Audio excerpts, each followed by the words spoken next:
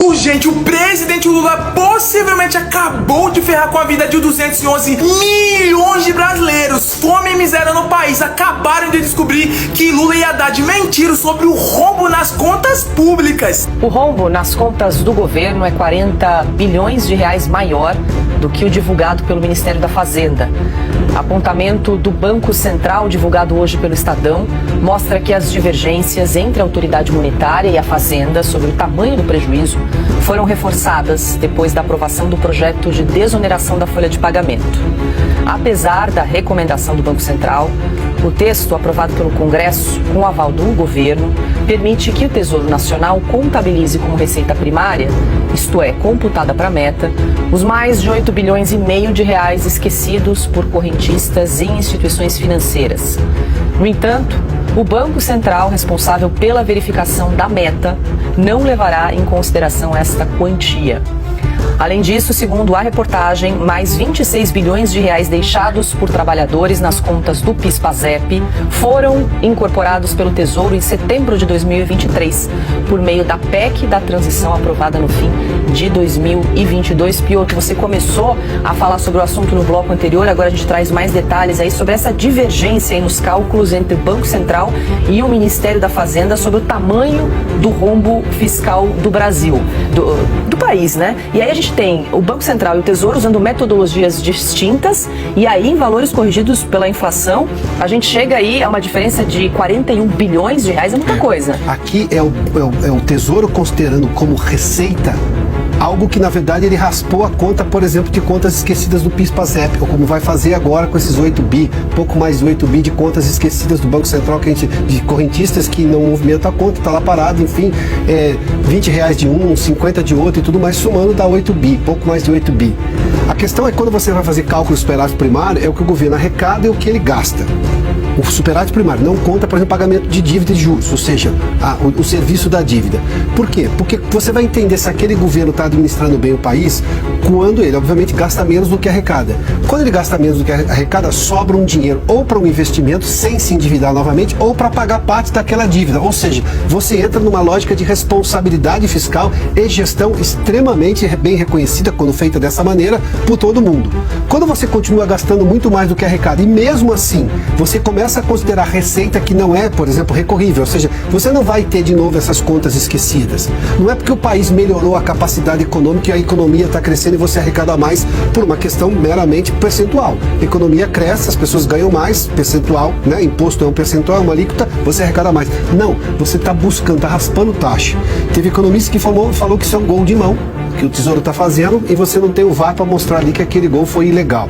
O Banco Central vai chegar no final, porque o Banco Central é um órgão extremamente técnico, e dizer assim, olha, não houve o déficit não é só desse valor, é muito maior. O Tesouro vai dizer que, na verdade, foi muito menor, porque vai contar com essas receitas.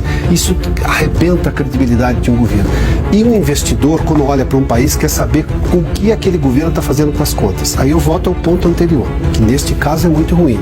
E já se adicionou a dívida nominal, aí sim é o que o país vai ter que pagar. Nós estamos acima de 8 trilhões, 8,8 trilhões, alguma coisa. Adicionou só nos últimos 12 meses mais de 1 trilhão de dívida. O déficit, o rombo do setor público consolidado, o déficit nominal, incluindo os juros da dívida, pois bem, 1,1 trilhão, mais exato, 1,127 trilhão nos últimos 12 meses.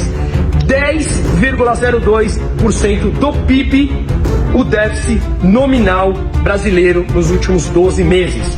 Isso corresponde a uma dívida PIB, uma relação de dívida frente ao PIB, de 78,5% do PIB.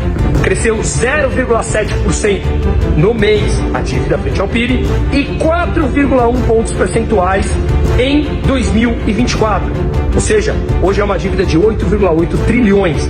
Vamos lembrar que pós-pandemia, o Brasil, junto a Singapura e a Arábia Saudita, foi um dos únicos 3 países no mundo que conseguiu diminuir a sua relação dívida frente ao PIB. Estava por volta de 71 pontos percentuais. Agora, com o primata, peço sempre perdão aos primatas, atingimos 78,5% do PIB, já cresceu 4,1 pontos percentuais essa dívida frente ao PIB apenas em 2024.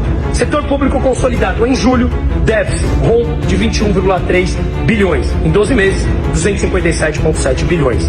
Ao incluirmos os juros da dívida, déficit nominal, em julho, 101,5 bi, maior da série histórica desde 2002, e em 12 meses, 1,1 trilhão, mais de 10% do PIB.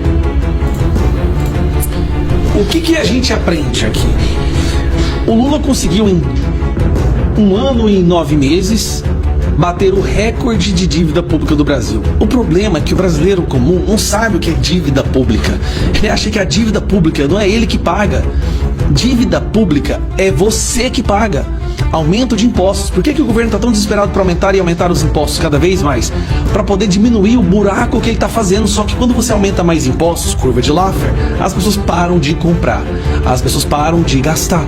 Quando não se compra, quando o dinheiro não circula no mercado, quando o dinheiro não circula na sociedade, o dinheiro não é, os impostos não podem ser coletados. Então, nós estamos entrando num colapso econômico terrível. Gente, eu não tô de brincadeira. Por que tem gente que não percebe isso? O Brasil vai virar uma Venezuela pela ditadura e pela miséria, nos dois pontos.